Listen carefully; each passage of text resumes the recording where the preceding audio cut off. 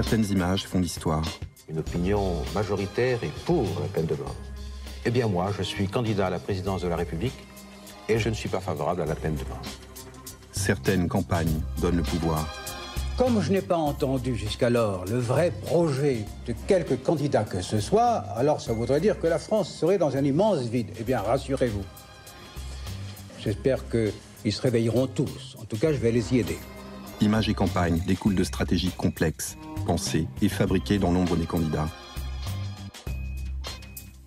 Ils font tout, disent-ils, pour éviter une fracture sociale, comme si celle-ci n'existait pas déjà. Deux hommes, au cœur du pouvoir, inconnus du grand public, ont inventé ces stratégies. Elles n'avaient jamais été montrées. Voici leur histoire.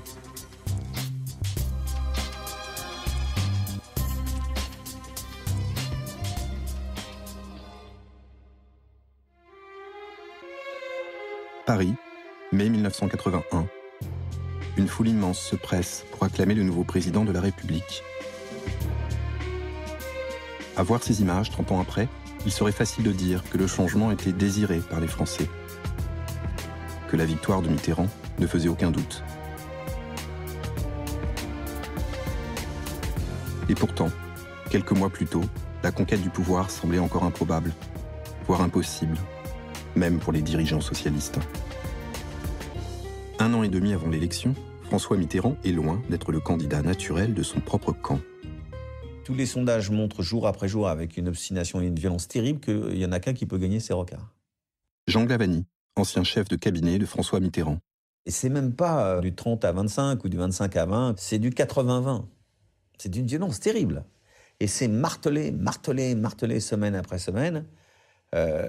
En tout cas, ce qui est sûr, c'est qu'on ne sait pas si Rocard gagnerait, si Giscard pouvait perdre. Les sondages ne montraient pas que Giscard pouvait perdre, jusqu'à fin 80. Mais ils montraient une chose, c'est qu'il y en avait un qui ne pouvait pas gagner en tout état de cause, c'était Mitterrand. Le problème de François Mitterrand, sa mauvaise image lui colle à la peau.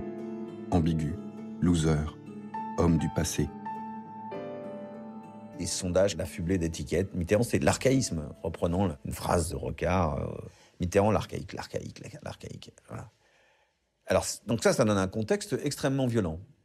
Mitterrand lui-même garde le secret sur sa candidature. On ne savait pas. Il ne disait rien. Jean Glavany voit alors arriver un curieux personnage dans l'entourage de François Mitterrand. Gérard Collé, 39 ans en 1980, n'est pas un militant. C'est un publicitaire qui a fait fortune. Sincèrement à gauche, il a été anéanti par la défaite de 1974. En 1975, il a tout largué pour se mettre au service de sa cause. Il a 3 convictions. La gauche peut l'emporter, François Mitterrand est un bon produit mal exploité, et surtout, une bonne pub lui fera gagner la prochaine présidentielle. Je constate que le seul challenge, le seul défi que je puisse me lancer, c'est d'être intervenant la prochaine fois et qu'il soit élu. Admis dans les couloirs du PS, l'homme de pub découvre un monde vermoulu où la communication s'appelle encore propagande. On ne l'écoute pas. C'est vexant. À l'automne 77, au Bluff, il propose un coup à Mitterrand. Un week-end photo dans les Landes. Collé embauche un photographe de mode et embarque Mitterrand. Il a repéré quelques décors. Trop palichon. Trop classique. Trop perdu dans les arbres. Trop Monsieur Tout-le-Monde. C'est Mitterrand lui-même qui choisit le cliché. C'est une photo de mode un peu. On n'entendait pas le vent, on n'entendait pas les vagues, mais c'était tellement bien figuré qu'il y avait une vraie puissance qui se dégageait de ce cliché. Les premières qui ont été apposées l'ont été en bas des Champs-Élysées, et les gens s'arrêtaient devant les affiches. C'est-à-dire que c'était vraiment la stupeur. Ce jour-là, Mitterrand a compris que la forme, même avec peu de moyens, c'était déflagrant. Cette année 77, Gérard Collé invente la première affiche politique moderne. Mitterrand ne lâchera plus Collé. Permanent du Parti socialiste, il intègre discrètement l'équipe du premier secrétaire. Il avait un lien personnel avec Mitterrand et il savait qu'il avait un destin pour travailler avec Mitterrand sur la com. Et donc, il fonçait. qui me prend à son cabinet en février 80. Je lui dis, bon, monsieur, vous allez être candidat, bien sûr, et vous aurez donc besoin d'une campagne communication grand public, et vous serez élu. Pour ça, je voudrais vous présenter le meilleur publicitaire que je connaisse, qui à l'époque était parfaitement exact. Il me dit, c'est qui? Je lui dis, c'est Guéla. Il me dit, bon, très bien, organisez un déjeuner. Pour l'homme de pub qui est Collet, le choix de Séguéla est une évidence. Mais Séguéla, c'est la face connue d'une histoire usurpée. Dans les faits, c'est Collet le stratège. Bonjour mes enfants. Je lui dis, tu vas faire la campagne de ta vie. Et il me dit, pour qui? Et je lui dis, Mitterrand. Et Séguéla me dit, t'es dingue, il a aucune chance. Rocard à la rigueur. La rencontre Mitterrand-Séguéla a lieu dans un bistrot, en présence de Gérard Collet. Je laisse les choses se faire. Je sais que j'ai affaire à deux séducteurs qui vont faire assaut de reculades pour se séduire mutuellement. Enfin, Séguéla en sort complètement décalqué, séduit par le bonhomme. Pour la première fois en France, un homme politique va se soumettre à une stratégie publicitaire, coordonnée et minutieuse. Pour Collet et Séguéla, lancer le produit Mitterrand est une affaire de créatif et d'image. Le slogan de pub fera le reste. On s'est donc mis au travail et c'est là que j'ai commencé à rencontrer l'équipe qui avait été choisie par Séguéla. Donc il y avait celui qui a fait les chevrons sauvages pour Citroën. Tout à fait plein de talent, mais qui m'avait dit écoute, je sais, je la sens. C'est un western. Il y a le justicier, c'est Mitterrand, et il y a le voyou, c'est Giscard. Collet comprend vite que ça ne marchera pas. On ne vend pas François Mitterrand comme une voiture ou un pot de yaourt. Les réunions se succèdent et les mois passent. Octobre 1980, Valéry Giscard d'Estaing plane à 53% dans les sondages. Il n'y a toujours pas de stratégie cohérente pour le battre. Au cours d'une réunion, je rencontre un type petit, avec un front très dégarni, un front immense, qui parlait peu, mais qui disait toujours des choses pertinentes. Et donc, à la fin de cette réunion, je le bloque et je lui dis ça fait longtemps que vous êtes dans l'agence. Il me dit non, je ne suis pas dans l'agence, je suis freelance. Jacques Pillan, le deuxième homme. Sa rencontre avec Collet va faire basculer l'histoire politique du pays. Pillan a 38 ans, une carrière médiocre, une vie de fêtard et une famille bohème. Petit boulot dans la pub le jour, les tables de poker la nuit. Pour Jacques Pillan, la vie est un jeu, et pour gagner, il faut connaître les cartes de l'adversaire. Pillan pige tout de suite, il me dit « Raconte-moi le PS et Mitterrand ». Tout ce que moi j'ai appris en 6 ans, en fait, sur le fonctionnement du PS, les différents courants, si effectivement c'est le patron indiscuté, etc. Bon bref, je lui raconte, et il prend des notes. Je suis absolument bouleversé par l'intelligence et la subtilité de ce garçon, et on s'est pratiquement plus quitté, quoi. Collet et Pillan se plongent dans les études d'un organisme inconnu du public, spécialiste des études sociologiques et des tendances de société, la COFREMCA. Cette agence envoie des chercheurs en immersion pendant des mois, dans des villages, des quartiers, des grandes entreprises. Il en ressort des informations très précieuses sur les Français, telles que leur rapport à l'autorité, au changement, à l'ère du temps. Les enquêtes de la COFREMCA se vendent à prix d'or et servent à définir les stratégies commerciales des grands groupes. Pour la première fois, 2 hommes appliquent à des élections des méthodes jusque-là réservées au marketing de pointe. Nous sommes en octobre 1980. Ce que découvrent Pillan et Collet les stupéfie. Les Français ont évolué et dans leur immense majorité ont pris leur distance par rapport aux idéologies. Le désir d'être rassuré s'est fortement développé au cours des dernières années et imprègne maintenant plus d'un tiers des Français.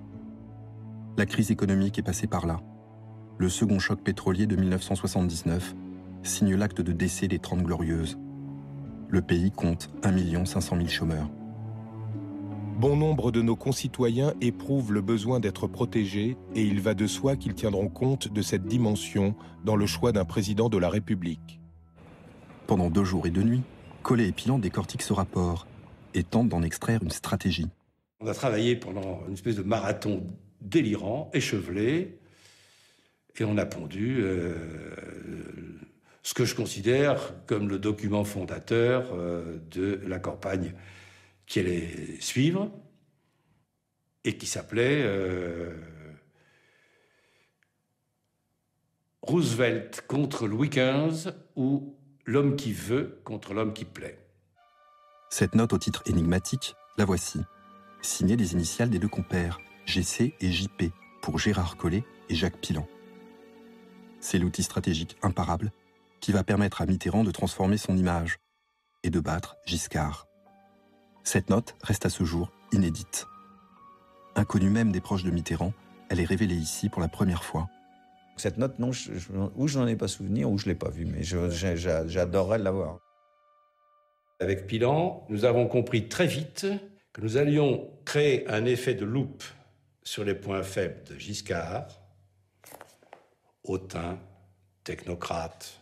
Bien élevé, riche, c'est celui qui a réussi, mais que l'on n'aime pas. Il est loin de la réalité de la vie quotidienne. Gérard Collet et Jacques Pilan concluent sur Giscard. C'est l'homme qui plaît, avec toutes les connotations négatives correspondantes. Légèreté, cynisme, inconstance, faiblesse. Louis XV. À l'opposé, Mitterrand, on ne pouvait pas nier son âge, il était donc vieux, en tous les cas par rapport à Giscard, qu'il y avait un côté désespéré parce que tout le monde comprenait que c'était sa dernière tentative. Mitterrand n'est pas vieux, il est sage. C'est l'homme serein, de la paix intérieure. Il n'est pas intellectuel, mais réaliste, proche des gens. Ce n'est pas un perdant, c'est un homme vrai. Ce n'est pas un tacticien habile, mais un homme courageux. Il n'est pas entêté, mais tenace. Ce n'est pas un mauvais économiste, c'est un homme d'État. C'est l'homme qui veut. Roosevelt. Roosevelt, le président démocrate qui sauva les États-Unis de la crise de 1929. Un homme âgé, mais volontaire et courageux, dont la ténacité força l'admiration des Américains. Voici le profil qui colle à la fois au rapport de la Cofremca et au caractère de Mitterrand. Fin novembre, on a rendez-vous chez Mitterrand dans son pigeonnier. Et moi, j'ai donc ces 5 feuillets dactylographiés. La note, une fois dactylographiée, est évidemment signée Jacques Séguéla. On est dans le hall de l'agence. Séguéla et moi, on descend. Et puis, je m'aperçois que Pilan ne descend pas. Alors, je me retourne et je lui dis, Jacques, qu'est-ce que tu fous, tu viens pas? Et c'est Séguéla qui répond, non, Jacques reste ici. Ironie de l'histoire, l'un des 2 hommes qui ont le mieux cerné François Mitterrand ne sera pas autorisé à le rencontrer de toute la campagne. Mitterrand avait son exemplaire, il l'a lu, il a dit, bon, c'est très bien. C'est très bien, ça veut dire chapeau. J'ai rien à ajouter. Madame, mademoiselle, monsieur, bonjour. François Mitterrand, candidate du Parti socialiste pour les élections présidentielles. C'est officiel depuis quelques minutes. Le Congrès... Mitterrand est à nouveau candidat, mais cette fois, il dispose d'une équipe de com professionnelle et d'une stratégie implacable. Sondage favorable ou pas, Michel Rocard s'efface. Il reste 4 mois avant le premier tour. L'opération Roosevelt peut commencer. La première difficulté se trouve à l'intérieur du parti, car la commission propagande doit, bien entendu, valider tout ce qui relève de la communication du candidat. Quand on avait réunion de présentation devant la dite commission, heureusement, Mitterrand nous accompagnait. Quasi systématiquement, tout ce qu'on présentait était bon à jeter. Il y avait donc un tour de table. À l'issue du tour de table, le président disait, moi, j'ai bien entendu vos avis et vos réserves, mais moi, ça me plaît bien, donc on le fait. Et c'était plié. La campagne d'affichage du candidat Mitterrand est rentrée dans l'histoire. Ce n'est qu'une déclinaison de la stratégie médiatique. Les Français attendent de la protection et de l'écoute. Traduction publicitaire, la force tranquille. Mais surtout, la note Collet-Pilan détaille le plan de la bataille médiatique que doit conduire Mitterrand pour terrasser Giscard. Mitterrand doit d'abord apparaître comme un homme d'État.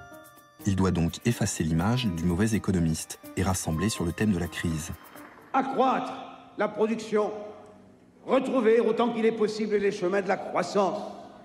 Oui, créer, inventer, imaginer et croire. Mitterrand doit adopter un style rooseveltien, proposant un New Deal aux Français. Une politique de grands travaux, relancer la construction, le logement.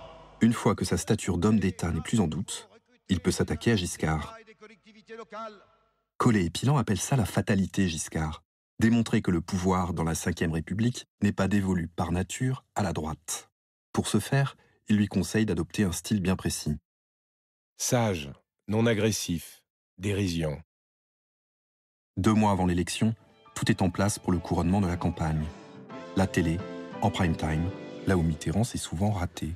Bonsoir, Monsieur Mitterrand, bonsoir. C'est donc votre première grande émission publique et politique dans le cadre de la campagne présidentielle, et elle est beaucoup attendue. Jugez ce bilan du candidat sortant. Je le ferai honnêtement, mais vous vous en doutez sans complaisance. Si on fait le compte, 1959-1962, secrétaire d'État, 1962-1966, ministre de l'économie et des finances, puis il a été renvoyé, comme vous le savez, par le général de Gaulle, qui était là de ses services. À son tour, M. Giscard d'Estaing a largement contribué à renvoyer le général de Gaulle, vous le savez aussi, mais enfin on aura l'occasion d'en parler. Et de 1969, rappelé au gouvernement, à 1974, ministre de l'économie et des finances, et de 1974 à 1981, président de la République, responsable de tout, donc de l'économie et des finances. Ça fait donc 18 ou 19 ans que M. Giscard d'Estaing est responsable des affaires économiques du pays. Bref, il a de l'ancienneté sur moi. Je dirais presque que j'ai plutôt 7 ans de moins que lui. Quelques minutes avant l'émission, Mitterrand a sorti de sa poche un Bristol que Collet et Pilon lui ont rédigé, le guide que le candidat garde sur lui depuis des semaines. Sage, courageux, vrai, réaliste, tenace, passionné, homme d'État. Le ton, paix intérieure de celui qui a raison, bon sens. Le contenu, être élémentaire avec talent, remplacer les chiffres et les courbes par le vécu concret, prendre position, et toujours une énergie vraie, intérieure, contenue. Une opinion majoritaire est pour la peine de mort. Eh bien moi, je suis candidat à la présidence de la République et je demande une majorité de suffrages aux Français, mais je ne la demande pas dans le secret de ma pensée. Je dis ce que je pense, ce à quoi j'adhère, ce à quoi je crois, ce à quoi se rattachent mes adhésions spirituelles, ma croyance, mon souci de la civilisation. Je ne suis pas favorable à la peine de mort. Mitterrand, je vais Et là, l'opinion, au fond, réagit en disant « Il est courageux celui-là ». Donc je crois que cette émission-là est sans doute plus d'essentiel que le débat dans l'élection présidentielle. Je suis d'ailleurs dans le studio, j'ai une vibration là. Je suis là, je dis « Ah ». Donc oui, je pense que c'est un moment très fort, peut-être le plus fort de la campagne. Ouais. En l'espace de 3 mois, François Mitterrand a inversé la tendance. Il est maintenant en tête des intentions de vote. Entre les 2 tours, les sondages sont formels, les jeux sont faits. Pourtant, Giscard est convaincu qu'il va terrasser Mitterrand au duel télévisé. Louis XV n'a pas compris qu'il se bat contre Roosevelt. Si vous êtes élu président de la République, vous avez dit que vous formeriez un gouvernement. Ce gouvernement se présentera-t-il devant l'Assemblée nationale ?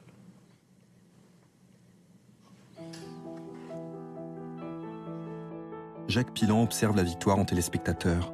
Depuis 9 mois, il n'est qu'un rouage anonyme dans l'ombre de Séguéla. 5, 4, 3, 2, 1. François Mitterrand est élu président de la République. Pilon est sidéré par le génie avec lequel Mitterrand a intégré des règles de communication que la plupart des hommes publics ne comprendront jamais. Jospin me dit « Alors, comment vous avez fait ?» Et Jospin, j'essaie d'entrer dans le raisonnement et rien. Donc j'abrège un peu. Et là, je tombe sur Chevènement. Et il me dit « Alors, comment vous avez fait ?» Je lui dis, sans donner le mot, rebelote, je refais le speech et même topo. je comprends que ça ne passe pas du tout. L'opération Roosevelt est un succès total, car la victoire est belle. Giscard fait le plein de voix à droite et Mitterrand à gauche. Mais Mitterrand a massivement attiré à lui les indécis et les abstentionnistes. Preuve que l'analyse de la Cofremca était la bonne. 1 200 000 voix séparent les deux candidats.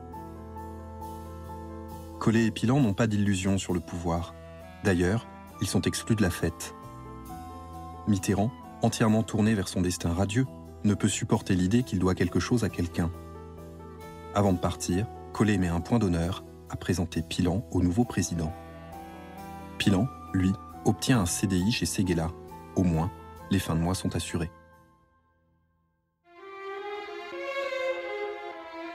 Désormais, la mise en scène se fait sans eux. La cérémonie au Panthéon est signée Jacques Lang. Roosevelt est enterré. Mitterrand reprend les costumes de Blum et Jaurès. L'état de grâce ne dure qu'1 an. Dès 1982, la relance signée Pierre Mauroy se brise sur la réalité internationale. On passe le cap des 2 millions de chômeurs. L'inflation écrase le franc. 1983, l'espoir laisse la place à la rigueur. 1984, l'opposition sort dans la rue pour défendre l'école privée. 1 million de personnes défilent à Versailles. La cote de popularité du président s'est effondrée. On ne pouvait même pas porter de jugement sur les bienfaits ou pas de cette politique, car évidemment, il y a eu des tas de choses réussies. Mais c'est pas ce qu'on retient. On retient qu'on est passé du délire languien après la nuit, la lumière.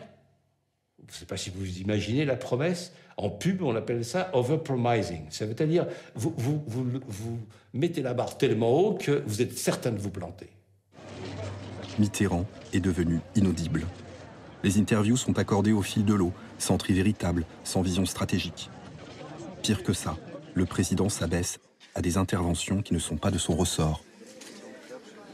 L'appartement, l'immeuble, la maison, la place, l'arbre, la route, l'environnement, tout cela représente une donnée parmi les plus fondamentales pour l'équilibre de l'individu dans ses cellules naturelles. Plus il parle, plus il s'enfonce. L'idée qu'il faut peut-être changer le mode d'expression, ou le rythme, ou le style, ça vient un peu après quand on est dans le creux de la désaffection de l'opinion. Hubert Védrine, ancien secrétaire général de l'Élysée. Donc je dirais que ça commence à être tout à fait important à partir de 83-84. En janvier 1984, Collet et Pilon sont convoqués à l'Élysée. Il nous dit, bon, nous allons travailler ensemble, et d'abord, est-ce que vous croyez qu'on peut s'en sortir? Et là, le ciel nous tombe sur la tête, quoi. Ça veut dire quoi? Ça veut dire qu'on est embauché illico au service du roi, que manifestement, ça ne va pas être très public, donc une espèce de service secret de Sa Majesté, ensemble, et on va s'en sortir, ça veut dire nous, tous les trois. Mitterrand a tout pensé. Un bureau à l'Élysée pour Collet. Une société de conseil que Pilon doit créer. Ce sera Temps Public, Cours Albert Ier. Un laboratoire confidentiel calqué sur le modèle de la Cofremca. Un seul client, le président. Budget sans limite. Pilon embauche 15 spécialistes du marketing. Ils réunissent tous les jours des petits groupes de Français pour des études qualitatives qui leur permettent de tester les sujets les plus divers. C'est une affiche... Conservatrice. Conservatrice, vous la diriez... Patriote. Paternelle. Patriote, paternelle, vous la diriez... Allez, on laisse rassurante. Rassurante. Ça s'appelle des groupes qualitatifs à qui on donne un thème, mais qui en balayent toujours plusieurs, et donc qui rendent le réel. C'est l'image d'un crible, en fait, avec lequel on va tamiser des tas de trucs, et on en sort les pépites qui nous intéressent sur un sujet donné. Jacques Anfossi, animateur des groupes qualitatifs. Plutôt que de dire, bon, vous voyez l'avenir comment, etc., il suffit de poser la question pour que ce soit projectif. Vos enfants, ils vont vivre comment dans 10 ans ou dans 20 ans. Là, on a du projectif. Plutôt que de dire qu'est-ce que vous pensez de l'actualité politique, vous leur dites l'opinion publique, à votre avis, qu'est-ce qu'elle pense? Et le croisement de toutes ces données donnait un sens quand même assez clair, et donc on savait vraiment ce qui allait plaire. Non pas que ça influençait, le président pouvait très bien décider de passer outre, mais il savait qu'il prenait un risque. Grâce à ces renseignements stratégiques, Collet et Pilon proposent un plan de communication à François Mitterrand. Ce plan tient sur une page, dont voici le brouillon. Il s'agit de faire une rupture, de définir une charte de communication et d'en créer le système. Mitterrand l'accepte aussitôt. C'est l'opération Jupiter. Ce plan est en 3 actes. Acte 1. Le remplacement du Premier ministre Pierre Mauroy est inévitable. Le choix du successeur n'appartient qu'au président de la République. Mais les 2 communicants proposent une grille de lecture à François Mitterrand. Il fallait un contrepoint. Donc ça n'était plus du tout un Premier ministre socialiste depuis toujours, milieu enseignant, lillois, terre fertile du socialisme, lyrique dans les meetings, un peu rougeau, sentimental. À l'opposé, il nous fallait un techno, politisé certes, mais modérément. Quelqu'un qui sache compter, quelqu'un qui ait de l'autorité, quelqu'un qui soit jeune, ambitieux. Voilà. Le président de la République vient de me faire l'honneur de me désigner comme Premier ministre. C'est une tâche rude et très exaltante. Laurent Fabius est perçu comme un expert économique, une tête d'œuf, dit-on de lui. Il est donc important pour François Mitterrand de donner une crédibilité à la gauche pour l'avenir, une crédibilité économique, et elle passe sans doute par Laurent Fabius. Acte 2. Il faut ensuite reprendre la maîtrise de la parole, contrôler la mise en scène pour garantir l'efficacité du message. Dans la seule interview que Jacques Pilon n'ait jamais donnée, le communicant donne quelques clés pour comprendre son métier. Le citoyen, bombardé de messages, vit dans le bruit permanent des médias. En tant qu'homme public, si je parle souvent, je me confonds avec le bruit médiatique. Si en revanche, je me tais pendant un moment, le désir de m'entendre, compte tenu du fait que je suis par exemple président de la République, va s'aiguiser. L'attention qu'on va prêter à mes paroles va être considérable.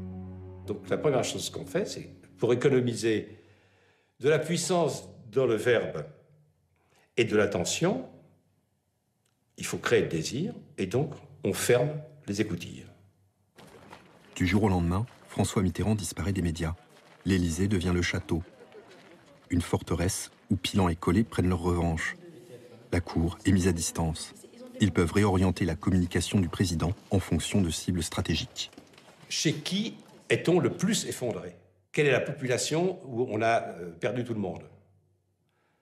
Et la chose qui nous paraît la plus criante, c'est que chez les agriculteurs, Mitterrand est complètement dévalué. Et donc, sur un voyage qui était déjà prévu au calendrier en Auvergne, on fait rajouter une ferme. Je décide que quand le président visitera la ferme, il s'installera à la Bonne Franquette, à table avec le fermier et la fermière, pour casser la croûte, et évidemment, personne dans la pièce. Les agents de sécurité bloquent. Et donc tout ce monde-là, à sa stupéfaction, reste dehors. Je vous envoie un télégramme pour qu'on sache. Ça veut dire 3 ou 4 ministres, le préfet de région, le préfet du département, le maire. À ce moment-là, je fais entrer un caméraman, preneur de son, qui va s'installer dans un réduit de la cuisine, qui se fait tout petit et qui filme. Ajoutez à cela un photographe de presse, et vous avez votre plan com.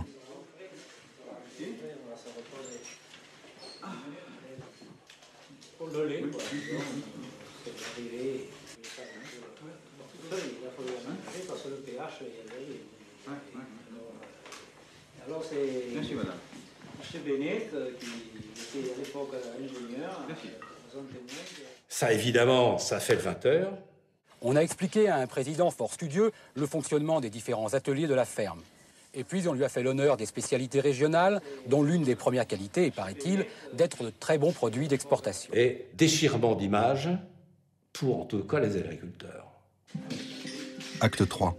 Si dorénavant le président parle peu, ses interventions doivent être d'autant plus maîtrisées. Gérard Collé fait fabriquer un studio de télévision à l'Élysée, copie conforme du bureau présidentiel. Le président peut désormais prendre la parole quand il le désire, en moins de 20 minutes. Je souhaite que rien ne vienne compromettre le redressement qui mobilise toutes nos forces. La lumière est adoucie pour limiter les clignements d'yeux du président et lui conférer un visage plus serein. Le chef de l'État se réapproprie le drapeau tricolore, désormais systématiquement placé derrière lui. Et répondre comme il se doit aux volontés de notre peuple. Collé et Pilon font construire un pupitre pour les interventions extérieures sur le modèle d'une proue de bateau. Le modèle est baptisé Jupiter. Dorénavant, le président ne sera interviewé que par des stars, dont le casting est effectué en fonction du message à faire passer. Quand on les a vus débarquer à l'Élysée, on s'est dit qu'est-ce que c'est que ces zouaves, qu'est-ce que c'est que ces cow-boys, parce qu'ils n'avaient pas les mœurs et surtout la dégaine de ce qui se faisait jusqu'alors. Et très vite, j'ai vu qu'il s'agissait de gens qui avaient un regard, je dirais, de publicitaire, mais au-delà de ça, un regard de communicant. Je pense que c'est ce jour-là qu'on a commencé à employer ce mot. On n'arrivait pas à trouver un mot, ils étaient ni attachés de presse, ni pubards, ils étaient communicants. Et c'est vrai, ce sont des gens qui ont inventé un métier. Le président ne répond plus aux sollicitations des journalistes. C'est maintenant le contraire. Les émissions sont organisées en fonction de ses besoins. Il faut qu'une interview, même faite au palais avec tel journal de la presse écrite, ça a un sens. Sinon, on ne le fait pas. Exemple. Cette note, datée du 6 décembre 1984, est paraphée par le président. Le plan de communication prévoit 2 émissions autour de la période des fêtes. Avant Noël, l'opinion est plus détendue. Il est donc positif de s'adresser à elle à ce moment-là, sous réserve que votre ton et votre message correspondent à l'humeur générale. Nous optons pour une longue explication, bibliothèque, à dominante internationale, autour du 20 décembre. La France est, je vous l'assure, le seul pays qui compte et qui puisse agir aussi bien du côté d'Israël que du côté des pays arabes, sans exception.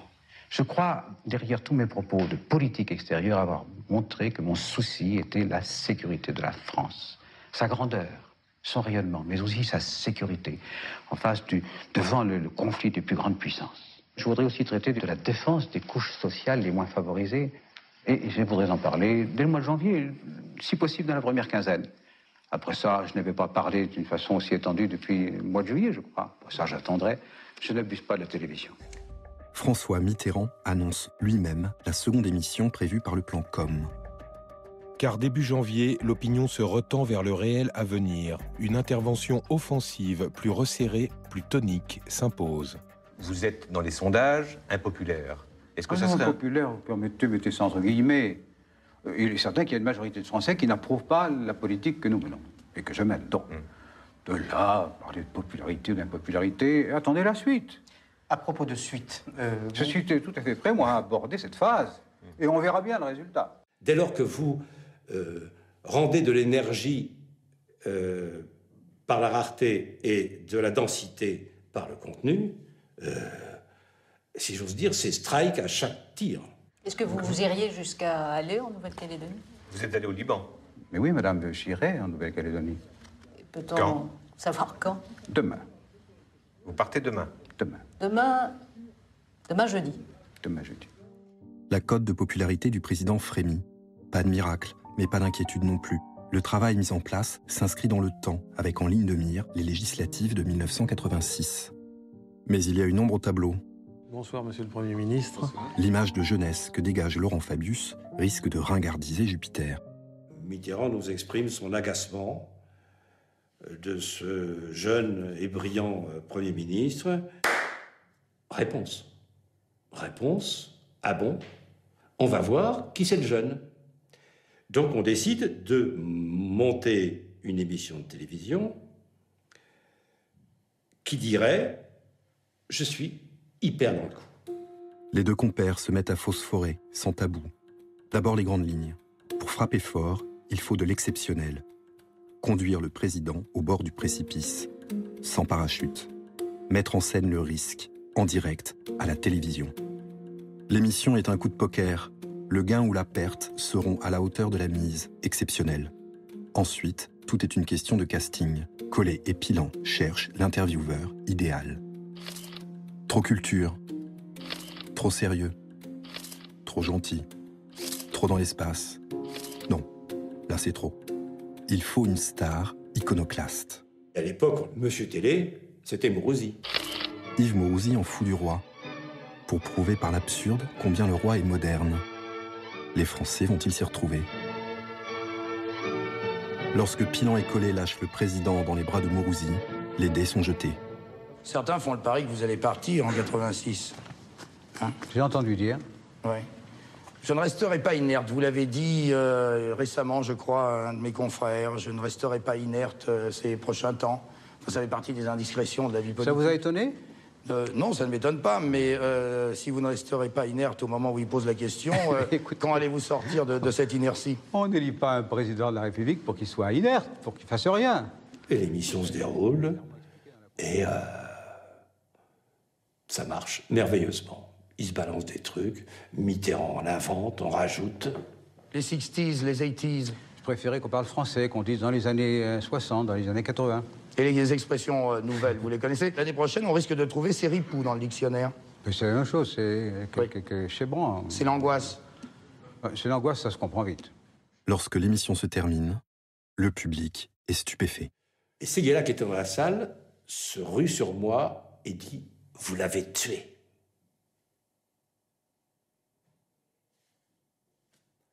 J'apprendrai le lendemain que l'audience, qui avait démarré comme une audience honorable pour un président de la République, est montée toute la soirée, jusqu'à, je crois, 47,7, c'est-à-dire qu'il y avait, je sais plus, en audience cumulée, je sais pas quoi, on était du côté de 19 millions. Dingue.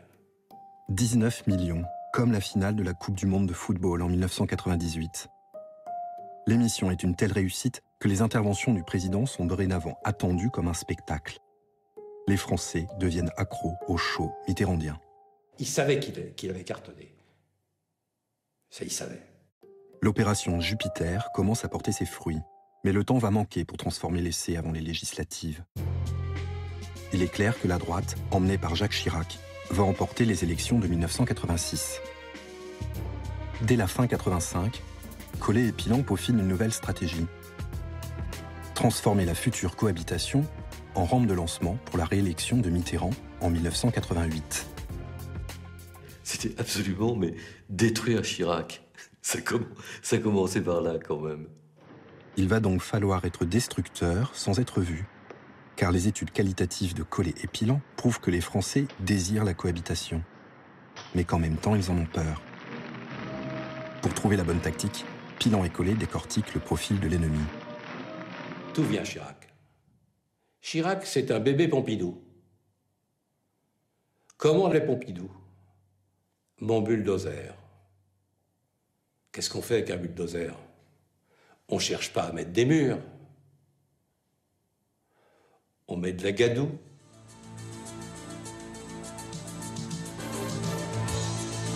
Jacques Chirac, nommé Premier ministre, il a formé le nouveau gouvernement, 21 ministres... Face au bulldozer Chirac, Pilan et Collet inventent un troisième profil pour Mitterrand.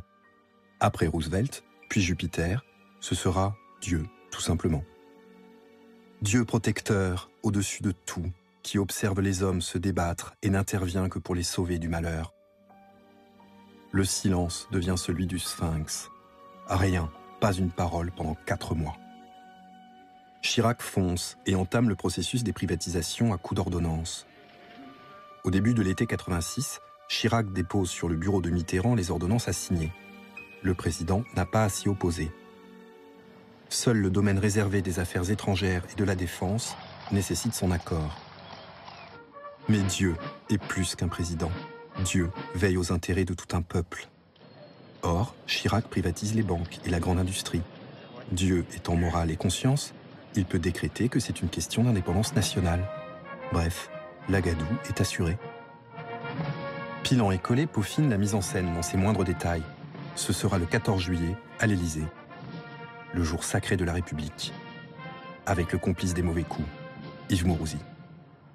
Bonjour Monsieur le Président. Bonjour Monsieur Mourouzi. Merci de nous accueillir comme des milliers de Français. J'ai mon carton, un carton très convoité pour la réception du 14 juillet à l'Élysée. Bien, je suis heureux de vous accueillir, surtout parce que vous allez représenter dans un moment les millions et les millions de téléspectateurs qui vont nous écouter et nous voir. Oui, c'est déjà commencé. C'est déjà commencé. Le président lâche la foudre. Mon devoir, c'est d'assurer l'indépendance nationale, de faire prévaloir l'intérêt national. C'est pour moi un cas de conscience. C'est pour moi ma conscience, la conscience que j'ai de l'intérêt national passe avant toute autre considération. Alors, la conscience vous dit non, je ne signe pas. Dans l'état présent des choses, certainement pas. Stupéfaction. Comme si il s'est perçu comme s'il faisait un coup d'État. Et la réaction de Chirac, qui vient de s'en prendre une, comme on dit dans les bistrots, se rue à la télé, bloque 3 chaînes et dit, c'est le message qui est perçu, je viens de m'en prendre une. Je voudrais vous dire une chose. J'affirme ici, et j'affirme en conscience, que ces inquiétudes sont dénuées de tout fondement. Elles ne sont pas fondées. Problème de communication, tout le monde avait vu. Mais lui, au cas où ça aurait échappé à quelques-uns, il passe la baigne au stabilo. Mitterrand est maintenant le grand protecteur de l'intérêt national et Chirac n'y peut plus rien. Un mois plus tard, François Mitterrand plane à 60% d'opinion favorable. Dieu manipulant la gadoue, ça marche et on n'a encore rien vu. En décembre 1986, une réforme universitaire met le feu aux poudres. Chirac réagit à l'ancienne, comme en 68, tablé sur le climat de violence pour créer un réflexe légitimiste dans le pays. Mais rue Monsieur le Prince, dans l'empoignure d'une porte cochère, un jeune homme meurt d'avoir été trop matraqué. La mort de Malik Oussekine fait bien sûr l'ouverture du 20h. L'émotion est nationale. Or, au même moment, le RPR fête ses 10 ans et le sujet est traité juste après. Il y a la manifestation d'une inquiétude, d'une angoisse, notamment chez un grand nombre de jeunes et que nous comprenons et avec lesquels nous souhaitons dialoguer, nous concerter, en espérant, bien sûr, que ceci ne dégénérera pas dans une violence que chacun ne peut que condamner et qui s'est déjà trop développée. Jacques Toubon a beau faire taire Chirac, c'est trop tard. L'effet est désastreux. Le lendemain, Mitterrand joue alors son rôle à fond. Seul le père protecteur sait dire les mots justes à une famille en deuil. Comment avez-vous trouvé la famille? Difficile. Je vous dirai simplement ces quelques mots. J'ai voulu apporter à cette famille en deuil le témoignage de la nation et lui dire personnellement ma peine devant ce grand malheur. 2 jours plus tard, 1 million de jeunes sont dans la rue. Ils sont fiers du président. Chirac, totalement embourbé, retire sa réforme. Collet et Pilan savent que maintenant, il suffit de gérer l'opération Dieu, en restant tout là-haut dans le ciel. Le père protecteur revêt même le treillis militaire, car la paix des Français se joue aussi à la tête des armées. Les manœuvres franco-allemandes sont bien sûr mises en scène par les 2 gourous du président. Jusqu'au milieu 87, on a poussé. Je me souviens qu'on a levé le pied parce qu'il fallait tout de même que Chirac soit le candidat indiscutable de la droite en 88. Il ne fallait pas qu'on le dévitalise pour que naisse un concurrent. En clair, pour 88, si Mitterrand décidait de se présenter, en 88, c'était le candidat opposant idéal. Si Mitterrand décide, la deuxième phase de l'opération Dieu commence. Bien sûr que Mitterrand se représentera, mais la victoire sera encore plus désirée par la nation si celle-ci ressent la peur du vide. Collet et Pilan atteignent au chef-d'œuvre en orchestrant une campagne de supplication. Les stars les plus en vue sont mobilisées, façon de dire que même les étoiles craignent que Dieu ne s'en aille. Conséquence stratégique. Collet et Pilon sont forcés d'imaginer une campagne sans candidat déclaré. Le slogan sera le plus dur à trouver. Il doit entretenir la peur du vide tout en martelant que Dieu n'a qu'un nom. Ce sera Génération Mitterrand. Et quand on a entendu les mots, moi ça m'a fait le même effet quand j'avais entendu La France tranquille. J'ai dit, mais attends, c'est fait. Là-dessus, on a repassé le bébé à Séguéla, et il a simplement eu l'idée d'inscrire Génération Mitterrand en lettres creuses sur des documents. Puis comme il fallait trouver quelque chose à mettre derrière et qu'il fallait que ce soit bien signé Séguéla, il a fait faire un cliché où il tendait la main à sa fille Lola, une main d'enfant, inspiré par ce célèbre tableau de Michel-Ange sur la création du monde, où Dieu donne la main à une figure d'homme. D'accord ? L'ambivalence absolue. Dieu, le père de la nation, ou Mitterrand qui passe la main? Séguéla court les plateaux de télévision pour renforcer le doute. La communication sur la communication crée un effet démultiplicateur. Monsieur le Président, si vous voyez cette affiche, dites-moi si vous l'aimez ou pas, de grâce. À un proche qui lui demande comment ça se passe, Pilon répond « C'est trop facile ». Le président est presque invisible, pourtant il est partout. Lorsque Jacques Chirac annonce sa candidature le 16 janvier 1988, il a devant lui un monstre médiatique, omniprésent, omnipotent et intouchable. Mitterrand, lui, va jouer avec les nerfs des Français jusqu'à l'extrême limite, 4 semaines avant le premier tour. Collet et Pilon ont choisi le plateau du 20h, loin des dorures, pour que Dieu, redescendu sur terre, annonce la délivrance du Sauveur. Monsieur le Président, êtes-vous à nouveau candidat à la présidence de la République? Oui. Vous avez mûrement réfléchi? Je le crois. On peut savoir quand vous avez pris cette décision. Certains disent c'est en juillet 87, d'autres disent c'est pendant les fêtes de fin d'année. Je n'en sais rien moi-même. Comme je n'ai pas entendu jusqu'alors le vrai projet de quelque candidat que ce soit, alors ça voudrait dire que la France serait dans un immense vide. Eh bien, rassurez-vous. J'espère qu'ils se réveilleront tous. En tout cas, je vais les y aider. Mais je considère que c'est une épreuve, je vous le répète, que je n'ai pas souhaitée pour moi-même. Je pense que chacun me comprendra. Mais que je crois nécessaire, reprenant l'expression de tout à l'heure, il faut que quelqu'un fasse front. Et je le ferai. On sort à la dernière minute le slogan officiel « La France unie ». Photo en profil de médaille. Le nom du président n'est pas mentionné. Une évidence. La campagne de François Mitterrand est ultra courte. 3 meetings, pas plus. Enfin, le président de la République, une véritable ovation, attend François Mitterrand. Collet et Pilon, dans la salle, savourent leur spectacle.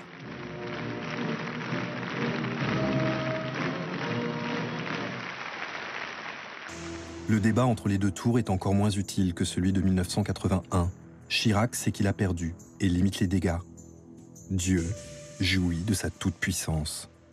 Je pense qu'il faut, dans ce domaine, multiplier les occasions de se retrouver pour que la France soit forte dans l'Europe unie. Et la France unie dans l'Europe plus forte, je ne négligerai pas le concours de Monsieur le Premier ministre lorsqu'il sera redevenu homme politique, toujours actif sans aucun doute, mais je l'espère éloigné de la direction de la politique française. Monsieur Chirac. Ne soyez pas si sûr de vous, Monsieur Mitterrand. En tant que Premier ministre, j'ai constaté que vous aviez, et c'est bien juste de le dire, de très réelles qualités. Vous n'êtes pas celle de l'impartialité ni du sens de la justice dans la conduite de l'État. Permettez-moi juste de vous dire que ce soir, je ne suis pas le Premier ministre et vous n'êtes pas le Président de la République. Nous sommes 2 candidats à égalité et qui se soumettent au jugement des Français, seul qui compte. Vous me permettrez donc de vous appeler Monsieur Mitterrand. Mais vous avez tout à fait raison, Monsieur le Premier ministre. François Mitterrand vient d'être réélu avec 53,9% des voix. François Mitterrand, président de la République, pour la seconde fois de sa carrière. Que fera-t-il de ce pouvoir? Sera-t-il brisé?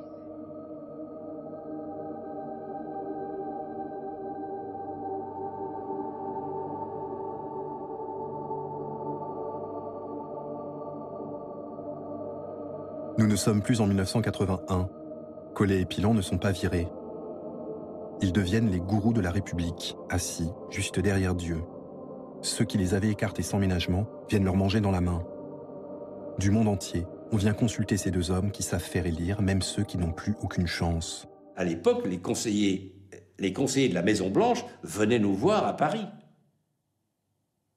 Dans ce milieu très clos, je veux dire, on a briefé les conseillers de Gorbatchev à Moscou. On était à un stade où tout était possible. Temps public, la société de Jacques Pilon croule sous les demandes. Ses équipes prennent en main tous ceux qui rêvent de pouvoir, mais aussi les diverses lubies présidentielles, dont il faut bien s'occuper. Les patrons du CAC 40 se bousculent à la porte. Se faire coacher par Pilon est du dernier chic, mais il faut payer le prix. Je suis comme un psy, dit-il. Il faut que ça coûte cher. Le travail des deux gourous change de nature. La prochaine présidentielle est très loin, et elle sera sans Mitterrand. En attendant de dénicher le prochain roi, il crée la première communication gouvernementale structurée et invente ce qu'ils appellent l'écriture médiatique.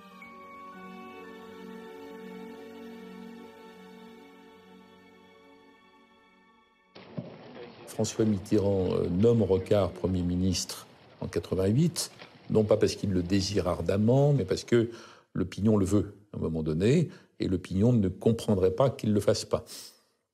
Donc s'il finissait par ne jamais le faire, ça serait porté à son détriment. Bon, il le fait.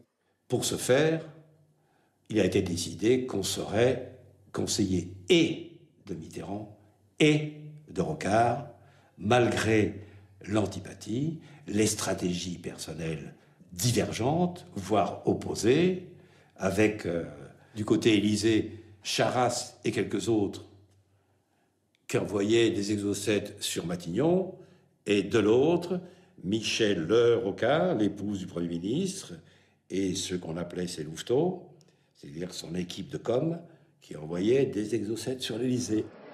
François Mitterrand relaie le PS et réclame un effort sur les bas salaires. Le monde politique frémit, quel coup de semonce pour Michel Rocard. Il y a de la rupture dans l'air. Pirouette 48 heures plus tard du Premier ministre qui remercie l'Élysée de lui avoir donné un sacré coup de main sur ce dossier. Les rapports Élysée-Matignon à chemin de croix, allons donc. Et nous, on courait de l'un à l'autre et on a été donc agent double pendant 3 ans. Et je vais vous faire une confidence, c'est une de mes fiertés. Je suis président de la République. Michel Rocard est Premier ministre, ce qui est déjà fort bien et conforme à ses qualités. Le reste lui appartient, si toutefois l'histoire est bienveillante. La partie amuse les gourous. Elle épuise Rocard. Parfois même, Michel craque. Il faut lui remonter le moral, le remettre en selle. Plus le président l'attaque, plus Michel doit lui déclarer son amour. François Mitterrand, c'est un homme qui a de l'épaisseur. Et à travailler quotidiennement avec lui, on s'enrichit. On apprend tous les jours, j'apprends tous les jours. C'est un privilège aussi. Alors je vais tout vous dire, j'en redemande. Michel Rocard tient le choc et gouverne. C'est bien involontaire, mais le Premier ministre se paye même le luxe d'être un peu plus populaire que Dieu. Le triomphe de cette stratégie culmine à partir d'août 1990, quand Saddam Hussein envahit le Koweït. Mitterrand planétaire laisse Rocard gouverner la France. Chacun dans son rôle, chacun à sa place. En février 1991, à la fin de la guerre, l'attelage bat tous les records d'opinion favorable. 65%. La droite n'existe plus. 2 mois plus tard, la porte du bureau présidentiel s'ouvre et l'huissier annonce « Messieurs Gérard Collet et Jacques Pilon ». Et à ce moment-là, le président dit « Rocard, je ne le supporte plus, je ne veux plus voir sa gueule ». Là, il y a un problème hiatus. C'est là que je lui fais remarquer, mais Monsieur le Président, tout le monde va comprendre que c'est pour motif personnel. Et il me dit, je ne veux pas le savoir. Allez dans votre laboratoire et testez-moi toute l'écurie. Donc on retourne dans notre laboratoire, on teste tous les premiers ministrables possibles, susceptibles de succéder à Michel Rocard, avec des critères, autorité, compétence, honnêteté, etc., etc. Il y avait 10 critères, avec des plus et des moins. Le total bérégovois vient en tête de liste, plus 15 dans tous les différentiels. Toute la liste, je dis bien toute la liste, je crois qu'il y avait une vingtaine ou une trentaine de noms. Dernière de la liste, Édith Cresson, différentiel, moins 39. Et là, le président dit, c'est pourtant là que j'incline.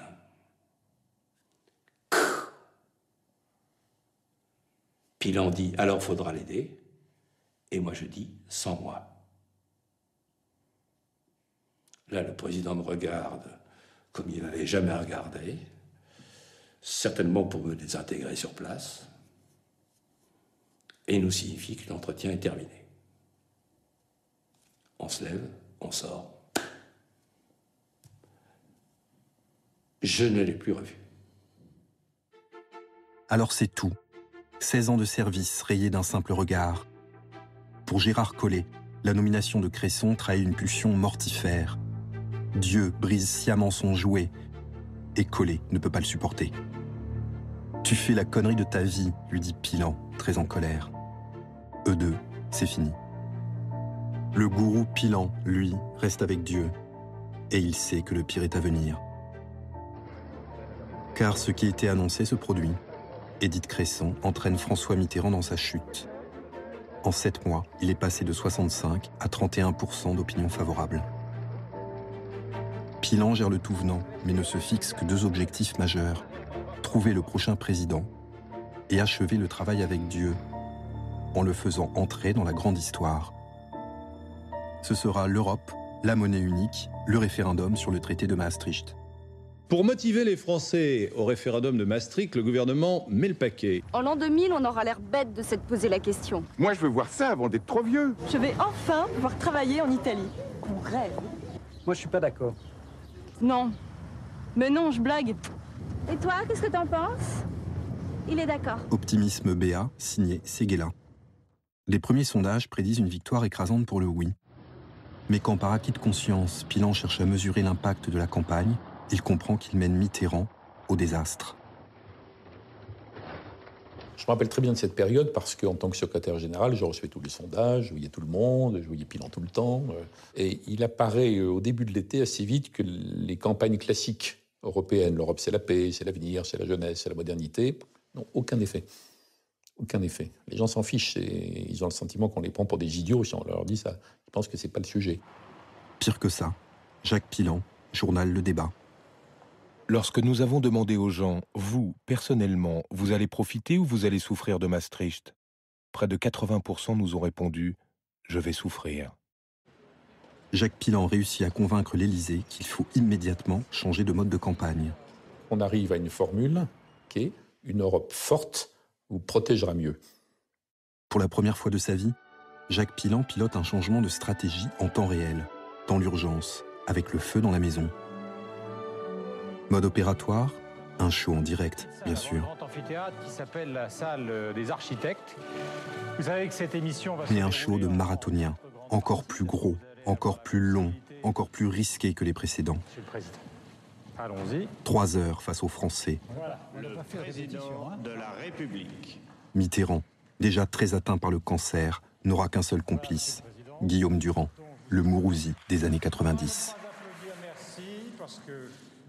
Mission, rassurer, en martelant le thème de l'Europe protectrice, devant 23 millions de téléspectateurs.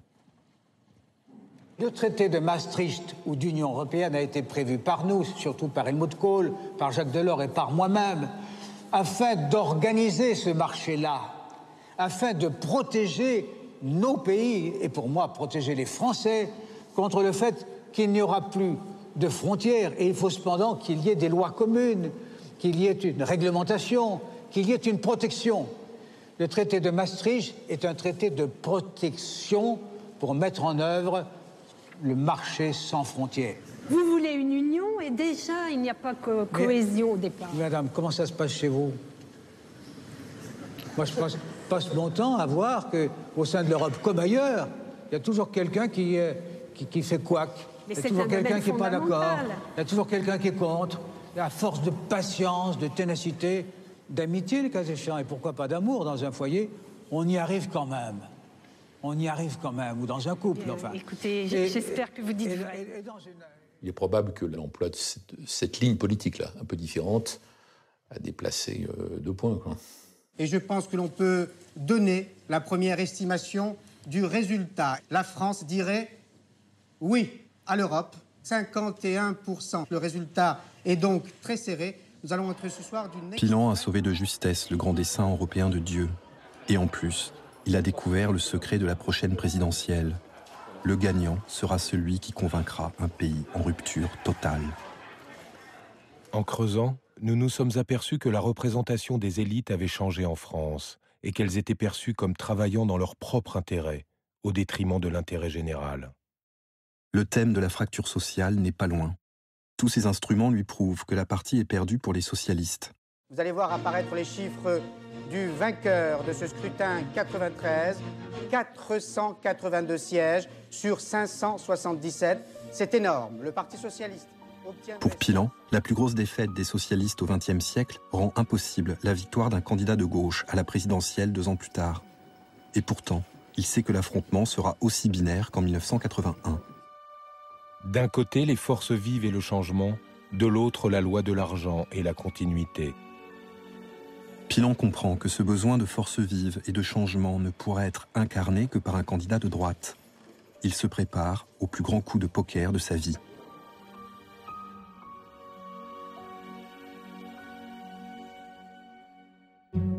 Cela fait déjà 1 an que Jacques Pilan a fait la connaissance de Claude Chirac, 30 ans, la fille de Jacques.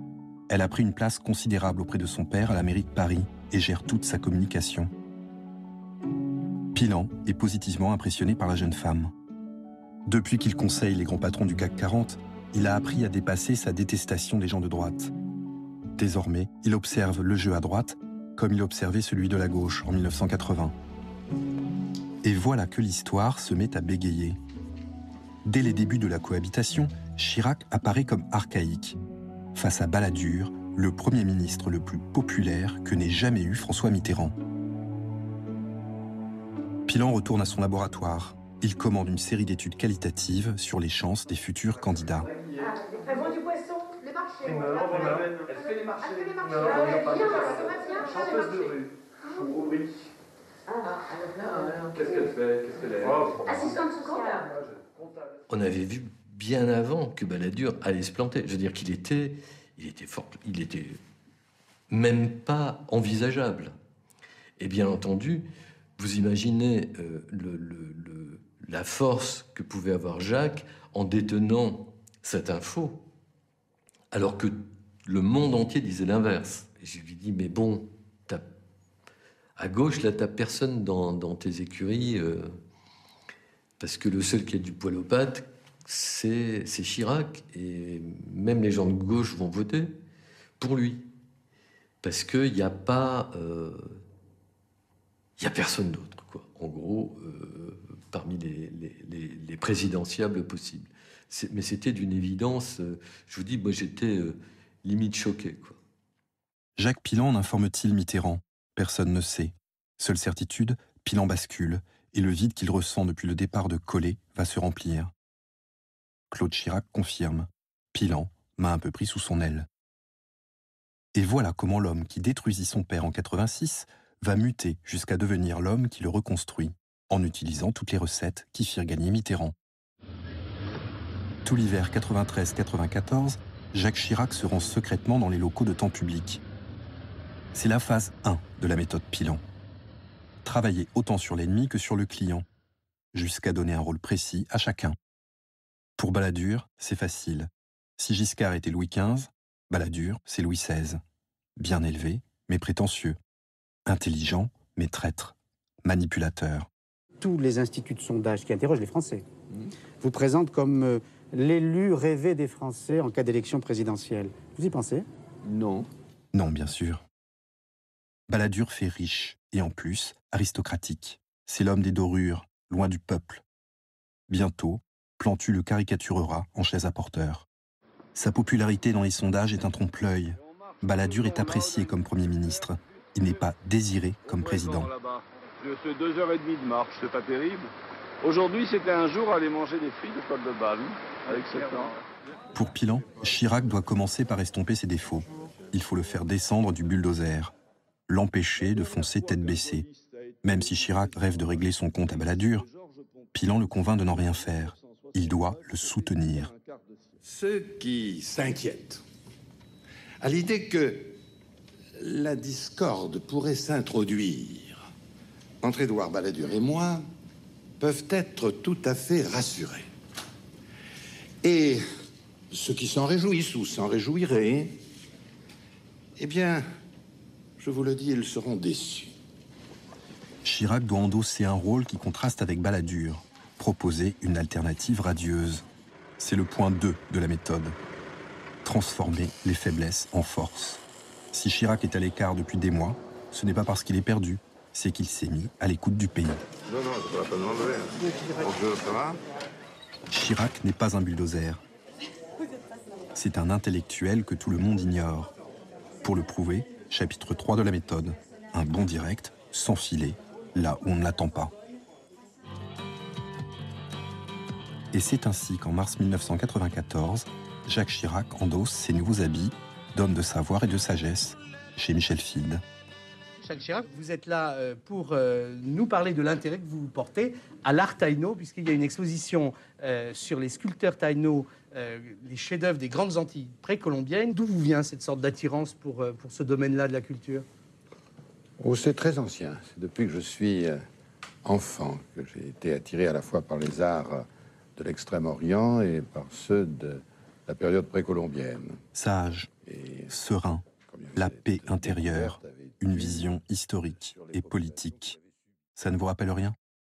On ne s'est pas penché sur le sort de ceux qui avaient subi le choc de l'arrivée des conquistadors et qui ont été les victimes d'un des plus grands génocides du monde. Alors c'était tout de même intéressant d'essayer de faire ressurgir du néant, de l'oubli plus exactement, une civilisation qui avait fondé ces mythes, créé la beauté, qui avait inventé toutes sortes d'expressions auxquelles notre sensibilité moderne est sensible, et qui avait en 30 ans à peine disparu. C'est une reconnaissance à ces oubliés, à ces exclus de notre culture que nous avons voulu procéder. Chirac a pris du champ. Chirac a pris de la hauteur. Chirac a changé. La rumeur commence à courir. C'est maintenant le destin qui force la main. Juillet 1994. François Mitterrand se fait opérer une deuxième fois de son cancer de la prostate. En sortant de l'hôpital, il apprend que les Balladuriens ont préparé une présidentielle anticipée, ce qui revient à spéculer sur sa mort. Fou de rage, il donne carte blanche à Pilan. Pour l'instant, c'est une petite période de recul. Mais il ne faudrait pas qu'elle dure trop longtemps. Hein? Je ne suis pas invalide. À bientôt. Hein? L'incroyable opération « L'Élysée soutient Chirac » est lancée. Pendant 15 jours, Claude Chirac et Jacques Pilan peaufinent tous les détails. Ce sera l'Hôtel de Ville, le 25 août 1994. On y célèbre le 50e anniversaire de la libération de Paris. Le président s'est invité. Le Premier ministre va y être totalement humilié. Pour commencer, Dieu prête son pupitre jupitérien à Jacques Chirac. Et la dignité qu'ont mené ensemble les résistants et les soldats de la France libre. Leur engagement était plus qu'un engagement au service de notre pays. Jacques Chirac, dont on retiendra à nouveau l'appel au rassemblement, à l'unité des Français, à l'exemple de ce qui s'est passé pendant la Résistance. Travelling de cinéma, éclairage de stars, rien n'a été négligé. Monsieur Mitterrand et Monsieur Chirac vont maintenant monter dans le bureau du maire de Paris, un superbe bureau que vous allez découvrir dans quelques secondes, pour signer un livre qui n'est pas exactement un livre d'or, c'est une grande première, ce sera le livre du cinquantenaire qui va être signé, paraphé d'abord par le président de la République, ensuite par Monsieur Chirac, puis par tous les membres du comité d'honneur et tous les résistants. Ce sera un livre du souvenir, un livre de la mémoire. Le livre du cinquantenaire est bien sûr une invention de Jacques Pilan. Claude Chirac l'a acheté le matin même au BHV. Tout cela n'est qu'un prétexte pour laisser Balladur en carafe, avec le menu fretin. Georges Pompidou. Il y a deux parades du général de Gaulle, celui du 14 mai 66 et celui du 18 juin 59. signature du président de la République. Le 25 août 1994, Dieu vote Chirac.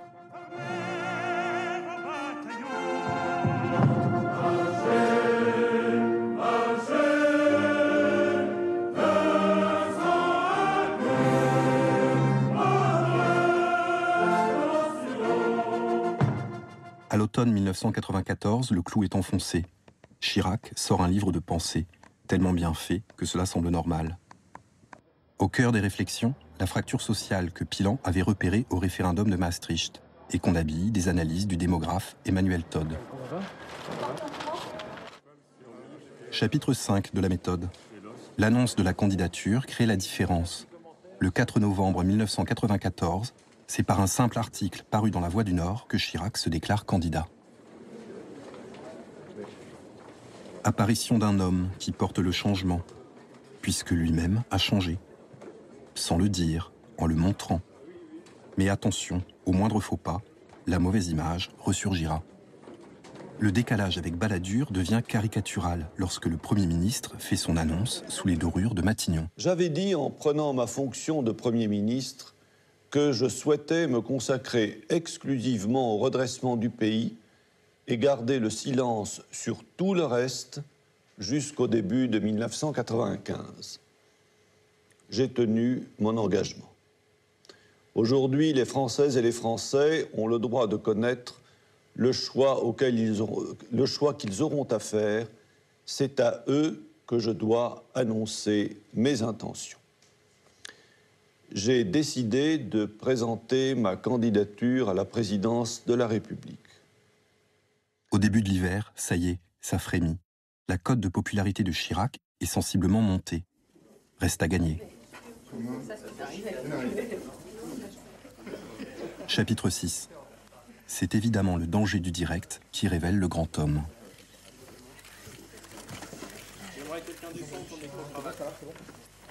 Dans le rôle de Pilan, Claude Chirac. Les verres progressifs font la différence. En plus, Optique 2000 vous offre 2 paires pour le prix d'une.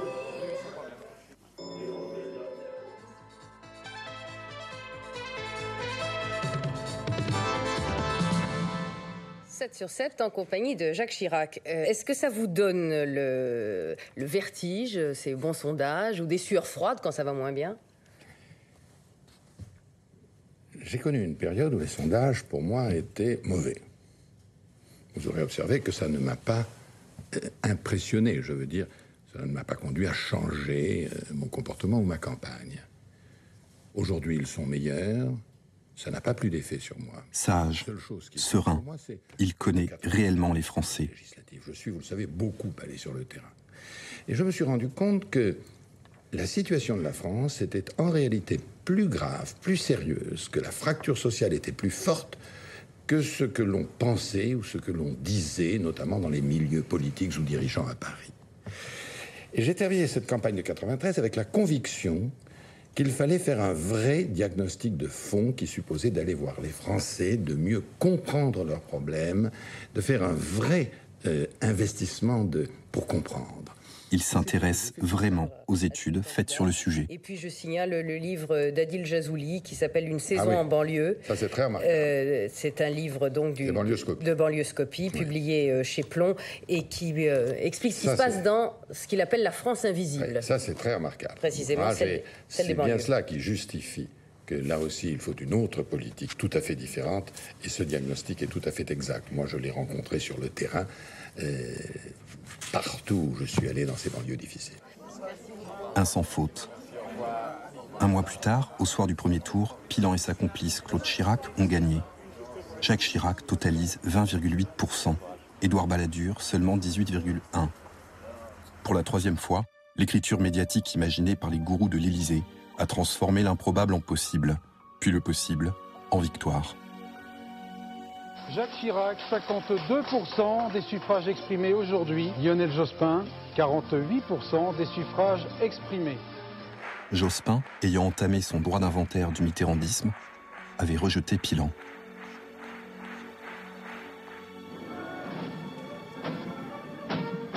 Le jour de son investiture, Chirac montre une affection vraie pour Mitterrand. hommes échangent encore quelques propos, puis une ultime et chaleureuse poignée de main. Sans doute la plus belle victoire de Pilan. Le vieux président peut entrer dans l'histoire. Claude Chirac prend un bureau à l'Élysée.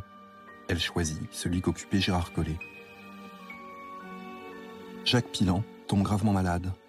Le cancer l'emporte le 28 juin 1998. Il entre dans la légende comme l'homme qui a fait 2 présidents.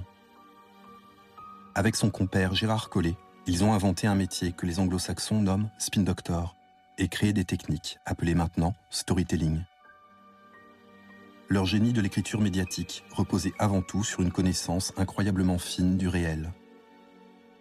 Gérard Collomb, lui, continue de conseiller quelques clients, triés sur le volet.